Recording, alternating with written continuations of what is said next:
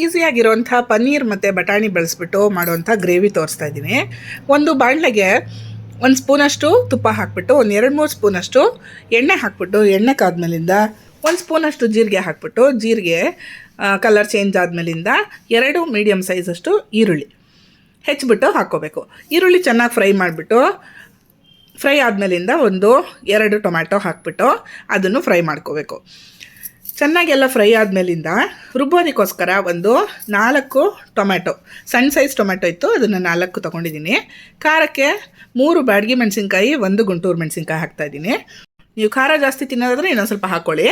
1 ಇಂಚಷ್ಟು ಚಕ್ಕೆ, 1 ಲವಂಗ, 1 ಏಲಕ್ಕಿ ಹಾಕ್ಬಿಟ್ಟು 1 ಹಿಡಿಯಷ್ಟು ಹುರ್ಗಡ್ಲೆ ಹಾಕಿ, 1 ಈರುಳ್ಳಿ ಹಾಕ್ತಾಯಿದ್ದೀನಿ.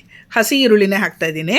ಆಮೇಲೆ 1 ಸ್ಪೂನ್ ಜೀರಿಗೆ, ಸ್ವಲ್ಪ ನೀರು ಹಾಕ್ಬಿಟ್ಟು ಅದನ್ನೆಲ್ಲ ನುಣ್ಣಗೆ ರುಬ್ಕೊಂಬಂದಿದ್ದೀನಿ. ಆಮೇಲೆ ಇಲ್ಲಿ ಒಗ್ಗರಣೆ ಬೆಂದಿತ್ತಲ್ವ, ಅದಕ್ಕೆ ಬೇಯಿಸಿಟ್ಟಿರೋಂಥ ಬಟಾಣಿ 1 ಪಾವಷ್ಟು ಅದನ್ನು ಸೇರಿಸ್ಬಿಟ್ಟು ಎಲ್ಲದನ್ನು ಚೆನ್ನಾಗಿ ಮಿಕ್ಸ್ ಮಾಡ್ಕೋಬೇಕು. ಆಮೇಲಿಂದ ಇದೆಲ್ಲ ಚೆನ್ನಾಗಿ ಕುದ್ಮೇಲಿಂದ ರುಬ್ಬಿಟ್ಟಿದ್ವಲ್ವ ಆ ಮಸಾಲೆನ ಸೇರಿಸ್ಕೋಬೇಕು. ನಾನು ರೆಡ್ ಕಲರ್ ಸ್ಟ್ರಾಂಗಾಗಿ ಮಾಡ್ತಾ ಇರೋದ್ರಿಂದ ಇಲ್ಲಿ ಕೊತ್ತಂಬರಿ ಸೊಪ್ಪು, ಹಸಿರು ಮೆಣಸಿನ್ಕಾಯಿ ಏನೂ ಹಾಕ್ತಾಯಿಲ್ಲ. ಆಮೇಲೆ 1-2 ಸ್ಪೂನಷ್ಟು ಉಪ್ಪು, 1.5-2 ಸ್ಪೂನ್ ಒಳಗಡೆ ಹಿಡಿಯುತ್ತೆ, ನೋಡ್ಕೊಂಡು ಹಾಕ್ಕೊಳ್ಳಿ. ಅದಾದಮೇಲಿಂದ ಎಲ್ಲದನ್ನೂ ಚೆನ್ನಾಗಿ ಮಿಕ್ಸ್ ಮಾಡಿಕೊಂಡು 400 ಗ್ರಾಮಷ್ಟು ಪನ್ನೀರನ್ನ ಹೆಚ್ಚಿಟ್ಕೊಂಡಿದ್ದೆ, ಅದನ್ನು ಸೇರಿಸ್ತಾಯಿದ್ದೀನಿ. ನಾನಿಲ್ಲಿ ಪನ್ನೀರನ್ನ ಸಾಟೆ ಮಾಡ್ತಾಯಿಲ್ಲ, ಹಾಗೆ ಹಾಕ್ತಾಯಿದ್ದೀನಿ. ನೀವು ಬೇಕಾದರೆ ತುಪ್ಪದಲ್ಲೋ ಅಥವಾ ಎಣ್ಣೆನಲ್ಲೋ ಗೋಲ್ಡನ್ನಾಗಿ ಫ್ರೈ ಮಾಡ್ಕೊಂಬಿಟ್ಟು ಸೇರಿಸ್ಕೋಬೋದು.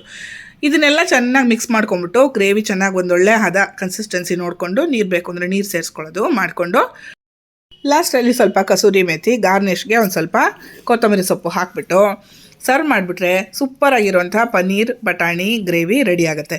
ಇದನ್ನು ಚಪಾತಿ, ದೋಸೆ, ರೊಟ್ಟಿ ಯಾವುದ್ರ ಜೊತೆ ಬೇಕಾದ್ರೂ ತಿನ್ಬಹುದು. ತುಂಬ ರುಚಿಯಾಗಿರುತ್ತೆ, ನೀವು ಮಾಡಿ ನೋಡಿ.